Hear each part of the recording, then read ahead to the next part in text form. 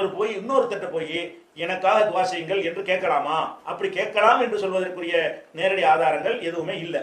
ஆனாலும் அப்படி செய்யலாம் என்பதை புரிந்து கொள்வதற்கு மறைமுக ஆதாரங்கள் நிறைய இருக்கிறது. ரசூல் ஸல்லல்லாஹு அலைஹி வஸல்லத்துக்காக நம்ம என்ன செய்யறோம்? ஸலவாத்து சொல்றோம்.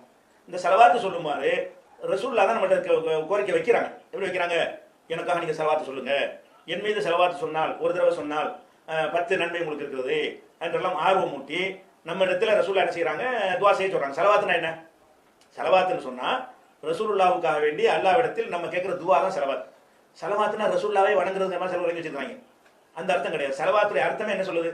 அல்லாஹும்ம இறைவா ஸல்லி அலா முஹம்மதின், முகமதுக்கு அருள் புரிவாயாக, வ அலா ஆலி முஹம்மதின், முகமதுடைய குடும்பத்தாருக்கும் அருள் புரிவாயாக, கமா ஸல்லைத அலா இப்ராஹிம், இப்ராஹிமுக்கு நீ அருள் புரிந்தது போல, வ அலா ஆலி இப்ராஹிம், இப்ராஹிமுடைய குடும்பத்தாருக்கு அருள் புரிந்தது போல எங்க முகமது நபிக்கு அருள் புரிவாயாகன்னு நம்ம கேட்கிறோம். ரசூலுல்லாஹ்வுக்காக வேண்டி நாம கேட்கிற துவா.